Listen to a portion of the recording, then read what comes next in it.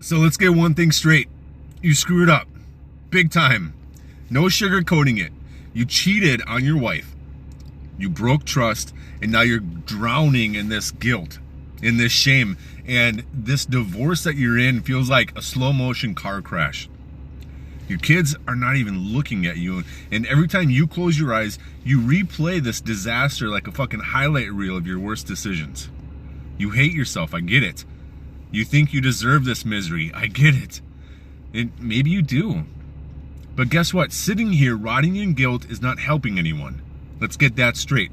It's not helping you, it's not helping your kids, it's not even helping your ex. So let's get real. You have two choices. Wallow in self-pity and let this define you as that guy who destroyed his family. Or you can grab this disaster by the fucking throat and turn it into the greatest transformation of your life. You might not be able to fix your marriage, but you can fix you. And that's everything. Because if you stay stuck in shame, you're not just a man who made a mistake. You become a mistake. And I can't let that happen. You see, I've worked with a lot of men who've been exactly where you are right now. And I'll tell you this, the ones who take responsibility and put in the work, they rebuild their lives in ways that they never thought were possible. So, step number one, own your shit without self-destructing. First off, let's be very clear here. You did something wrong. No dodging that fact, no justifying it. You can't blame anybody. You broke a vow. You hurt someone you loved, and you wrecked your kids' trust. But here's where most guys go wrong. They let that mistake turn into a permanent identity. I am a cheater. I'm a failure. I'm a horrible father. Wrong. You did something wrong, but you are not just that one mistake. If you define yourself by it, you're never going to climb out of this hole. Owning it means acknowledging the pain that you caused, but not letting it define you, not carrying it like it's a life sentence. Right now, you probably feel like a villain in your own story, and to be honest, you are. But villains only stay villains because they refuse to change. Redemption starts with radical honesty and radical action. The only way forward is through here. And that means processing the guilt without letting it cripple you. If your kids see you as the monster, prove to them through some consistent action that you're something more than that. And trust me, I see men go through like some completely written off, slowly earning back their respect. Not by begging for it, but by becoming a man who deserves it. Step number two, face the guilt, but don't marry it. Guilt is tricky. A little bit of it keeps you accountable, but too much of it drowns you. The problem here is that most guys think suffering equals redemption. If I hate myself enough, maybe I can make up for what I did. And that's not how it works. Beating yourself up won't make your kids forgive you. It won't turn back time. It's not going to fix a damn thing. What will fix things is taking real, tangible steps to rebuild your integrity, piece by piece. You see, guilt needs purpose. It's supposed to be a teacher, not a prison warden. What did this mistake teach you? Where did you go wrong? Not just in the cheating, but in the years leading up to it. No one cheats in a vacuum. There were cracks long before the affair happened. What were they? Were you so disconnected from your wife? Did you stop being the man that you promised to be?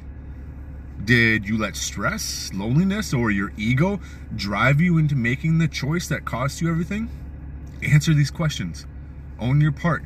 But then turn that knowledge into action. You see, I've seen guys try to handle this process alone, and let me tell you, that almost never works. Why? Because your mind is wired to protect you from discomfort. It'll find ways to justify, to minimize, or even exaggerate your guilt to keep you stuck. And that's why having someone who can walk you through this process, not just with sympathy, but with real actionable steps, is what separates the guys who stay trapped in self-hate from the ones who actually rebuild. Step number three, rebuilding the man you want to be. This isn't just about apologizing and hoping your kids forgive you. This is about becoming a man that they can forgive, a man that they can respect. And that starts with how you show up right now, not just for them, but for yourself. See, if you don't believe you're capable of change, why should they? If you're drowning in shame, why should they trust you? You need to put in the work, some therapy, accountability, surrounding yourself with the right people. People who won't just nod along, but will challenge you to rise. See, I've worked with men who thought they would never earn their kids' trust back again.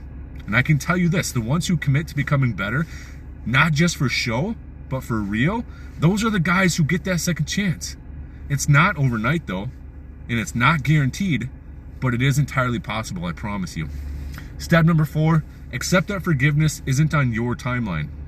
This is the part that will eat you alive if you let it. You want your kids to forgive you right now. You want them to see that you've changed, that you're still super dad, that you love them more than anything. But guess what? That's not up to you. You shattered their world, man. They have the right to be angry. They have the right to take their time. And your job is to just consistently show up. Be patient, without zero expectations. Keep reaching out, even if they ignore you. Keep proving through your actions every single day that you are not the man who broke their trust anymore. Even if they slam the door in your face, even if they hate you right now, because one day, if you keep showing up as a better man, they will see it. And when they are ready, they will come back.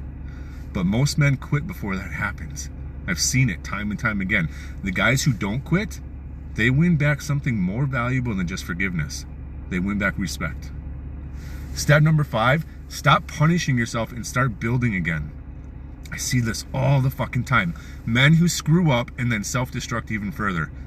You lost your marriage, so you're gonna let your health go to hell? You lost your kids' trust, so you're gonna start drinking a whole bunch? You feel worthless, so you're gonna act worthless. Stop that shit. You made one massive mistake. Don't make it worse by throwing the rest of your life in the trash. Start rebuilding your mind, your body, all of your disciplines. Become the kind of man your kids will look up to again, even if they don't see it right now. At least you will. And that's what really matters here. Because at the end of the day, this isn't just about fixing things for them. It's about fixing you for you. See, I've helped men turn rock bottom into their greatest fucking comeback. And the difference between those who do it and those who don't, the ones who do get real about where they are, they get support and they take massive action. Look, this journey is fucking brutal. One of the hardest things that you'll ever have to do. And it will test you in ways that you have never imagined. But you can also be the best thing. It can be the best thing that has ever happened to you if you use it to become the man you were meant to be. You're not beyond redemption. I swear it. You're not beyond rebuilding. You just need to decide right now whether you're going to stay buried in guilt or if you are going to fight your way back to being a man you're proud of. Listen, if you're ready to take that step but don't know where to start, let me tell you, I've worked with countless men just like you, men who refuse to let their worst mistake define them. And if you want to do this right, click the link that's in the description down below and book a free call with me. Because the only thing worse than screwing up is staying stuck.